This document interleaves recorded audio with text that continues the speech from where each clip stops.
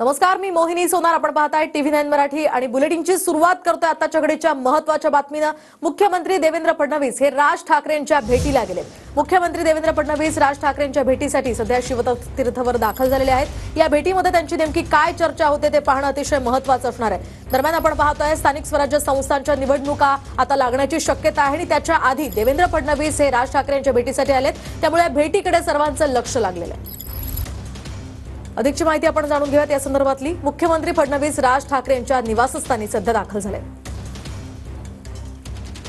तर मुख्यमंत्री फडणवीस यांच्यासोबत मोहित कंबोज यांचीही या ठिकाणी उपस्थिती असल्याचं कळत आहे. स्थानिक स्वराज्य संस्थांच्या निवडणुकीच्या आधी दोन्ही नेत्यांची भेट झाल्यामुळे आता राजकीय वर्तुळात चर्चा सुरू झाली आहे.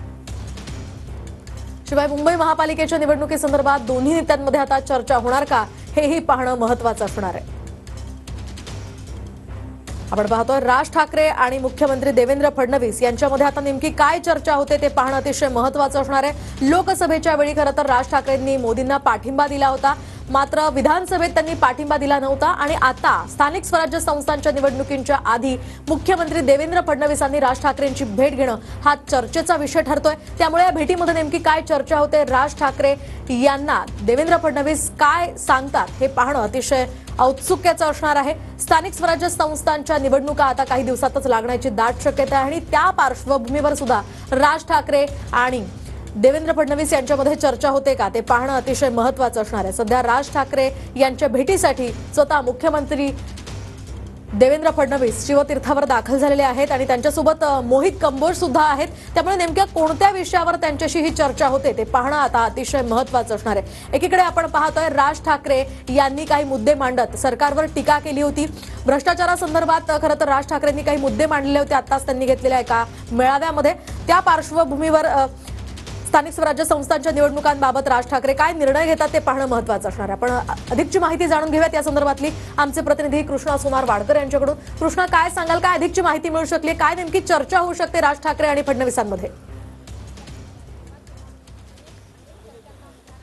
मोहिनी, आपण पाहतो की चर्चेमध्ये वेगवेगळे मुद्दे असू शकतात, कारण विधानसभा निवडणुकीच्या निकालानंतर ही पहिली भेट दोन नेत्यांमध्ये होती आहे आणि त्यामुळे दोन नेत्यांमध्ये विधानसभा निवडणुकीच्या निकालानंतर राज ठाकरेंनी मांडलेली जी काही भूमिका होती त्या भूमिकेमध्ये निकालावरतीच त्यांनी जो काही संशय व्यक्त केलेला होता की जनतेची नेमकी मतं गेली कुठे आणि हा निकाल अपेक्षित नव्हता, असा जो काही त्यांचं जे काही भाषण होतं किंवा त्यांची जी काही मतं आहेत त्या सगळ्यावरती भाजपची नेमकी भूमिका काय आहे आणि स्वतः मुख्यमंत्री देवेंद्र फडणवीस हे राज ठाकरे यांच्याशी काय नेमकी चर्चा करतात हे पाहणं महत्त्वाचं असणार आहे. कारण लोकसभेला ज्या काही भेटीगाठी झाल्या त्या भेटीगाठीनंतर मनसे अध्यक्ष राज ठाकरे यांनी भाजपला बिनशर्त पाठिंबा देण्याचा निर्णय घेतला, म्हणजेच एनडीएला बिनशर्त पाठिंबा देण्याचा निर्णय घेतला. मात्र विधानसभा निवडणुकीसाठी शेवटपर्यंत या तीन नेत्यांमध्ये ज्या काही बैठका झाल्या, चर्चा झाल्या, त्या चर्चेनंतर सुद्धा मनसेनं महायुतीसोबत न जाण्याचा निर्णय घेतला आणि स्वबळावरती या सगळ्या निवडणुका लढल्या.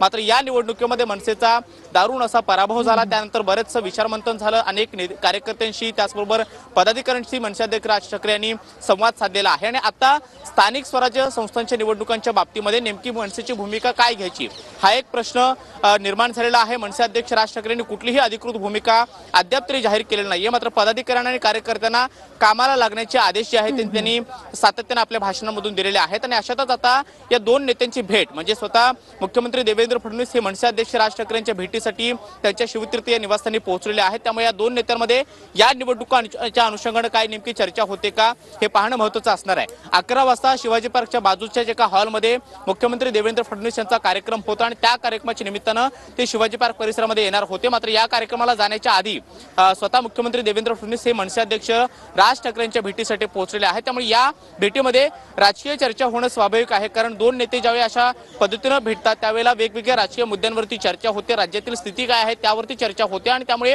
येत्या निवडणुकीच्या अनुषंगाने या दोन नेत्यांमध्ये काही चर्चा होणार का, मनसेची आत्ताची नेमकी काय भूमिका असणार आहे हे पाहणं महत्त्वाचं असणार आहे. कारण विधानसभा निवडणुकांमध्ये मनसेने जोरदार अशी तयारी केलेली होती. सगळीकडे महाराष्ट्रभर जवळपास 225 पेक्षा अधिक जागा विधानसभेला त्यांनी लढलेल्या होत्या, मात्र एकही जागा मनसेची निवडून आलेली नाही आणि त्यामुळे आता पदाधिकाऱ्यांचं आणि कार्यकर्त्यांचं खच्चीकरण न होऊ देता येत्या निवडणुकांना कशा पद्धतीने सामोरं जायचं त्यामुळे मनसे महायुतीच्या सोबत जाऊन या स्थानिक स्वराज्य संस्थांच्या निवडणुका लढते, तशा पद्धतीची चर्चा काही येत्या काळामध्ये होते आणि या चर्चेची सुरुवात आजच्या भेटीमध्ये होते का हे पाहणं महत्त्वाचं असणार आहे। मात्र सगळ्यात महत्त्वाचं विधानसभा निवडणुकीच्या एकूणच निकालावरती राज ठाकरे यांनी जी काही भूमिका मांडलेली आहे किंवा जो काही संशय व्यक्त केलेला आहे आणि सातत्यानं जे काही भाषणं झाली किंवा जे काही मेळावे झाले त्यावेळेला राज ठाकरे यांनी जी काही भूमिका मांडलेली आहे त्या भूमिकेवरून देवेंद्र फडणवीस यांना हे त्यांची कशा पद्धतीने समजूत काढतात, निकाल नेमका काय आहे आणि तो जनतेमधून कशा पद्धतीने हे भाजप सातत्यानं समजवत आलेलं आहे। मुख्यमंत्री देवेंद्र फडणवीस हे सुद्धा या निकालाचं